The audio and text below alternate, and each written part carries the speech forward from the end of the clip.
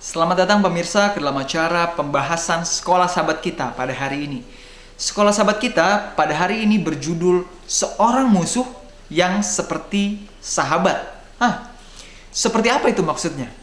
Namun sebelum kita mulai untuk mempelajari pelajaran kita pada hari ini, saya ingin mengundang Anda untuk kembali mengajak keluarga, teman-teman, atau anak-anak Anda untuk datang berkumpul bersama-sama dan juga siapkan buku catatan serta Alkitab Anda karena kita akan mempelajari firman Tuhan pada hari ini.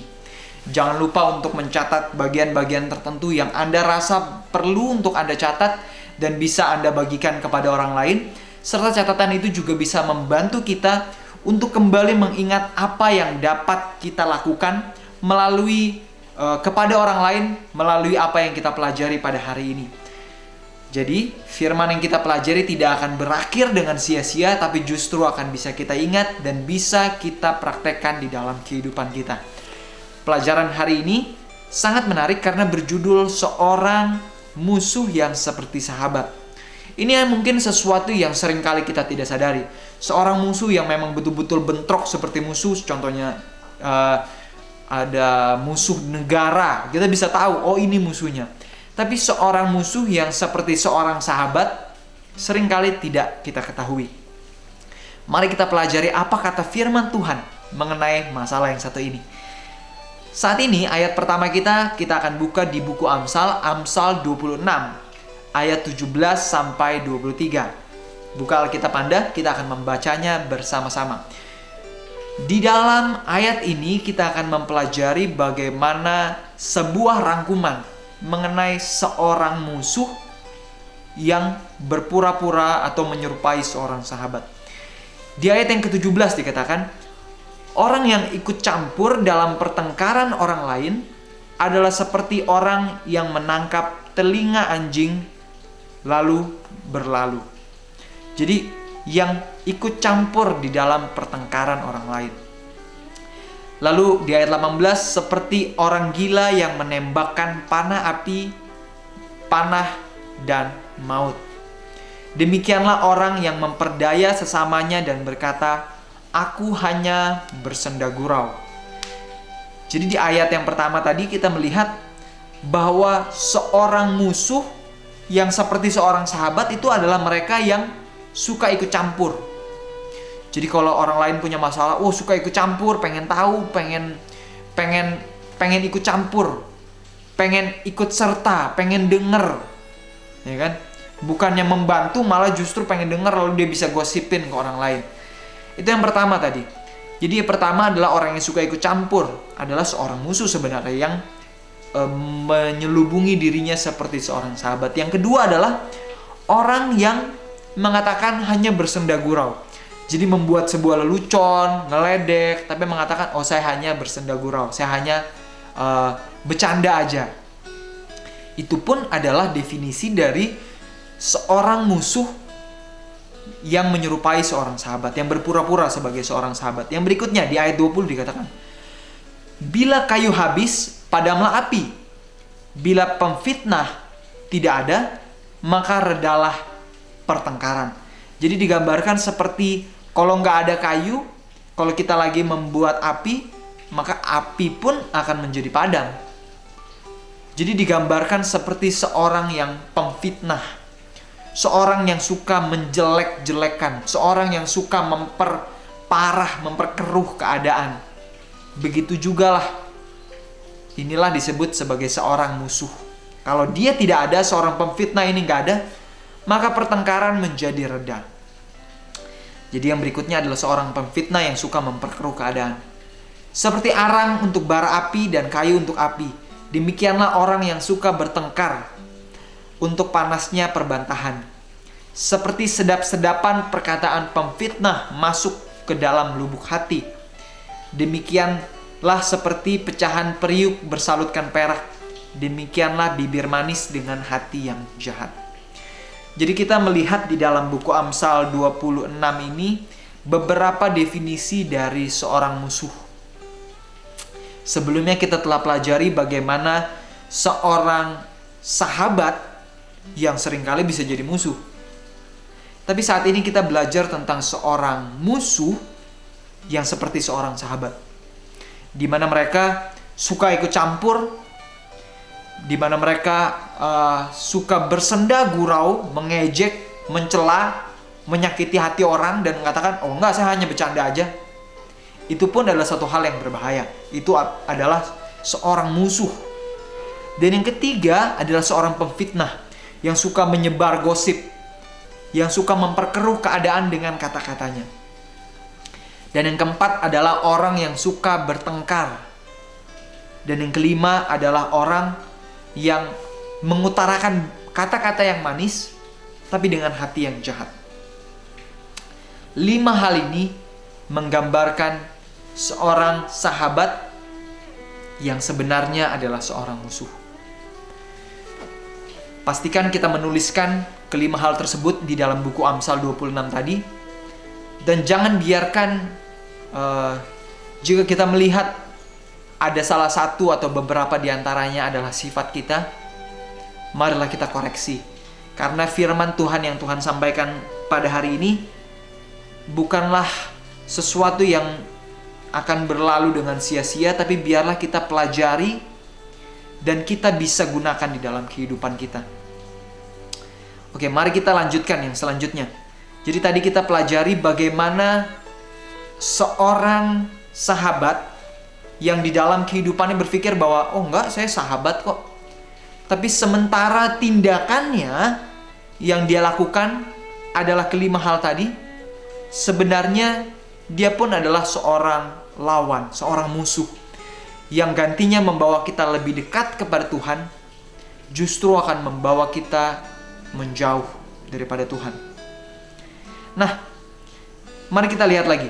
Di dalam buku Amsal diceritakan bagaimana kuasa kata-kata pada saat ini yang disebabkan oleh orang yang suka berfitnah dan suka bertengkar.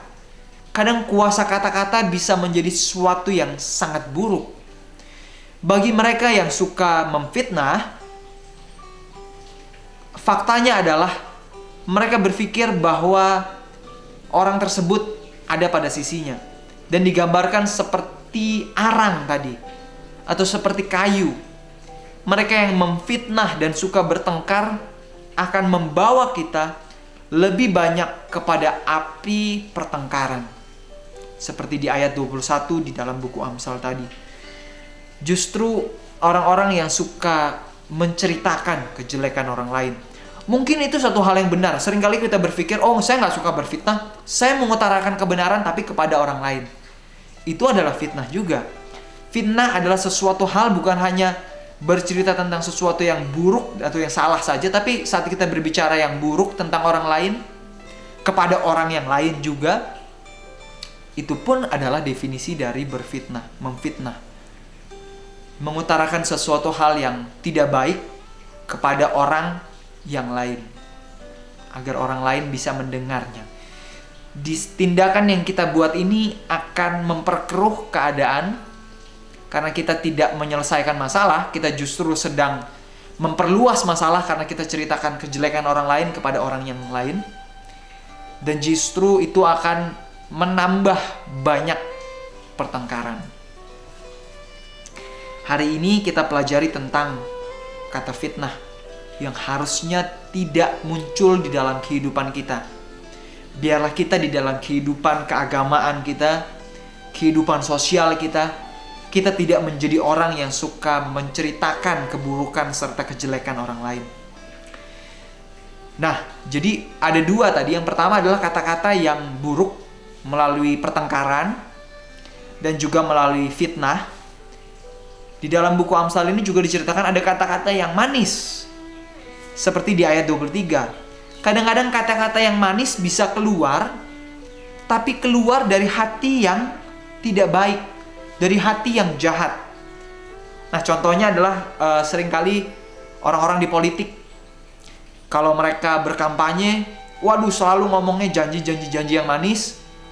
Begitu dia jadi terpilih, janjinya nggak dipakai, janjinya dilupakan.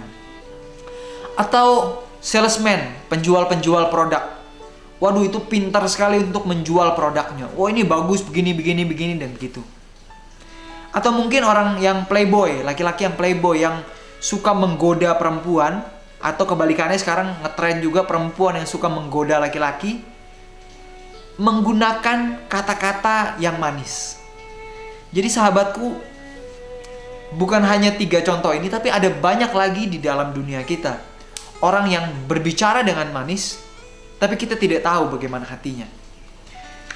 Nah, melalui ayat ini, kita belajar sebuah pelajaran bahwa kita harus berhati-hati. Berhati-hati untuk tidak cepat percaya akan kata-kata manis yang kita dengar. Bukan berarti saya katakan bahwa politisi adalah buruk dan jahat. Tapi kita harus berhati-hati akan apa yang kita dengar. Kadang kata-kata manis yang muncul belum tentu semuanya manis. Kata-kata manis pun harus kita telaah. Kita teliti dari mana? Kita periksa dari firman Tuhan. Kita periksa dari kehidupannya, dari buah-buahnya. Apakah yang dia ucapkan adalah suatu hal yang benar? Karena kata-kata yang manis tanpa didasari oleh sesuatu yang jujur dari dalam hati akan menjadi sesuatu yang buruk dan tidak baik. Di sini dikatakan beberapa orang adalah orang yang pandai untuk berbicara. Mereka bisa saja berbicara dengan persuasif untuk mengajak. Atau bisa saja mereka kelihatan sepertinya murni dan tulus. Sepertinya peduli. Tetapi di dalam hati tidak ada yang tahu kecuali orang itu dan Tuhan. Walaupun kita seringkali menjadi korban dari hal ini, dari kata-kata yang manis. Siapa yang sebenarnya tidak pernah di dalam bagian tertentu dalam hidupnya bersalah dalam berkata-kata yang tidak baik?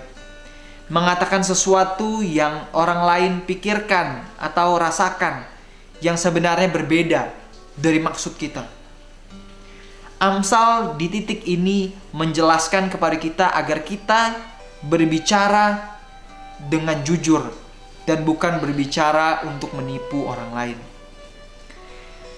Jadi pelajaran yang kita pelajari hari ini ada 2.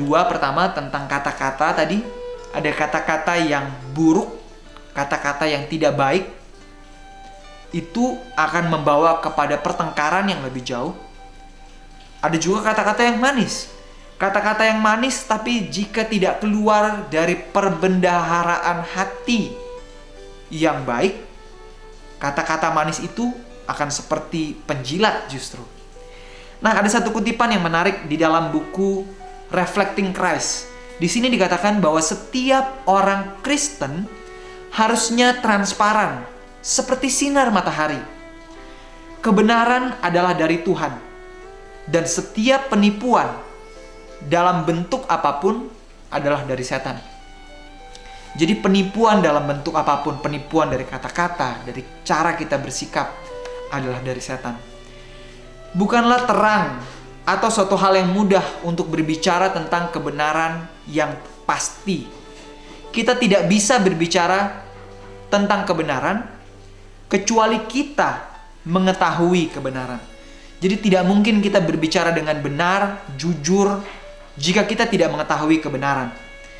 Karena betapa sering kita dikelabui oleh pendapat kita sendiri, pandangan kita sendiri tentang sesuatu yang benar.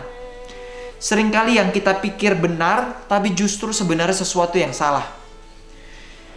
Ini akan dapat menghalangi kita untuk memahami sesuatu dengan benar. Yang pada akhirnya menghalangi kita untuk berbuat sesuatu yang benar. Jadi pertama tadi, kita tidak akan bisa mengatakan yang benar, mengatakan yang jujur, jika kita tidak mengetahui kebenaran.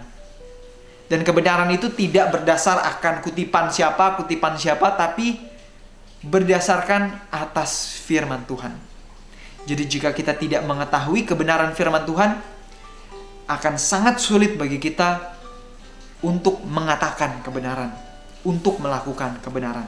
Dan yang berikutnya dikatakan, kita tidak akan mungkin berbicara yang benar kecuali pikiran kita secara terus-menerus dituntun oleh Tuhan yang adalah kebenaran. Jadi kita tidak mungkin bisa berbicara yang benar kecuali kita mengenal kebenaran, dan kita tidak akan mungkin bicara yang benar kecuali jika kita terus dituntun secara terus-menerus oleh Tuhan yang adalah sumber kebenaran tersebut. Jadi sahabatku, hari ini pelajaran bagi kita mengenai kadang-kadang ada seorang sahabat yang sebenarnya adalah seorang musuh. Kita bisa lihat dari mana? Dari tingkah lakunya, dari sikap-sikapnya. Namun hari ini saya ingin ajak kita untuk bukannya menilai sahabat-sahabat kita, tapi kita nilai diri kita. Apakah saya sudah menjadi seorang sahabat yang baik untuk teman-teman saya? Apakah saya sudah menjadi suami yang baik untuk istri saya atau kebalikannya? Apakah saya sudah menjadi suami, orang tua, ayah, ibu, atau anak yang baik untuk orang tua saya? Marilah kita kembali menyelidiki diri kita. Jika masih ada sikap ingin ikut campur, masih ada sikap ingin memfitnah, masih suka untuk mengajak orang bertengkar, masih suka untuk berbicara manis tetapi di dalam hati penuh dengan suatu hal yang jahat yang berbeda dari yang kita katakan, artinya banyak hal yang harus kita perbaiki. Namun bukan berarti jika hal karakter tersebut masih ada dalam diri kita, artinya kita tidak bisa diselamatkan. Artinya kita bisa untuk kembali menelaah diri kita dan memperbaiki kehidupan kita, memperbaiki karakter kita. Hari ini, jika hal itu menyentuh hati Anda dan Anda merasa, Tuhan, sepertinya ada sesuatu yang harus saya ubah, marilah kita minta Tuhan untuk memperbaiki kehidupan kita, karakter kita. Jika ada sifat-sifat tadi yang buruk tadi yang dikatakan di dalam buku Amsal yang ada di dalam kehidupan kita, marilah kita minta kepada Tuhan, Tuhan tolong saya, tuntun saya untuk memperbaiki karakter saya, cacat saya ini, agar saya bisa menjadi sahabat yang baik bagi teman-teman saya, bagi keluarga, masyarakat, lingkungan di mana kita berada, dan itu dapat memberikan kemuliaan bagi nama Tuhan. Dan yang terakhir tadi, kita tidak akan mungkin berlaku benar, kita tidak akan mungkin berkata-kata yang benar jika kita tidak menjalin hubungan secara terus-menerus dengan Tuhan yang adalah sumber kebenaran. Karena bagaimana mungkin kita bisa berbicara dan berlaku benar jika kita tidak berhubungan dengan sumber kebenaran? Hari ini pertanyaannya dalam yang bisa kita tanyakan di dalam diri kita adalah, bagaimana terbuka dan transparannya kehidupan kita dalam setiap yang kita katakan?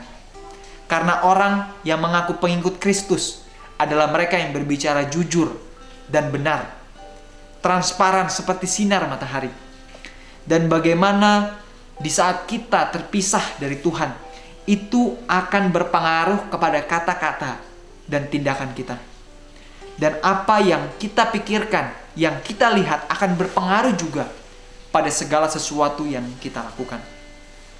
Hari ini kita telah belajar sedikit bagaimana untuk menjadi seorang sahabat yang baik, seperti Tuhan yang telah menjadi sahabat yang terbaik dalam kehidupan kita. Apapun yang sedang Anda hadapi pada saat ini, masalah apapun yang sedang Anda gumuli, Anda rasakan pada saat ini, percayalah, seperti kita pelajari pada hari ini tentang menjadi seorang sahabat yang baik, Tuhan telah terlebih dahulu menjadi sahabat yang terbaik di dalam kehidupan kita, entah kita sadari ataupun tidak. Dia yang dengan setia memberikan udara, memberikan sinar matahari, memberikan hujan, memberikan sesuatu yang bisa kita pakai, yang bisa kita makan di saat kita berusaha dengan segenap hati kita. Tuhan rindu untuk menjadi sahabat di dalam kehidupan kita. Namun pertanyaannya adalah, apakah kita mau menerimanya? Apakah kita mau menjalin sebuah hubungan yang terus-menerus bersama dengan Tuhan pencipta kita, yang rindu untuk menjadi sahabat pribadi bagi Anda dan saya? Pastikan hari ini Anda menggunakan dan membuat sebuah komitmen untuk berhubungan secara pribadi dengan Tuhan. Karena seorang sahabat bukanlah seorang sahabat jika kita tidak menyempatkan waktu kita bersama dengan mereka. Jadi pemirsa, hari ini kita telah belajar bagaimana untuk menjadi seorang sahabat yang baik bagi teman-teman, keluarga, dan sanak saudara kita. Pastikan, bagikan pelajaran pada hari ini, paling tidak kepada satu orang pada hari ini. Dan juga hidupkan apa yang telah kita pelajari. Jadilah seorang pribadi yang lebih baik, seorang sahabat yang lebih mengasihi, yang lebih peduli, yang tidak berbicara kata-kata yang manis tapi di dalam hati yang buruk, berbicara yang manis tapi sebenarnya maksud kita tidak seperti itu, atau berbicara yang buruk dengan memfitnah, menjelekkan orang lain dan membawa kepada pertengkaran. Hiduplah oleh firman pada hari ini.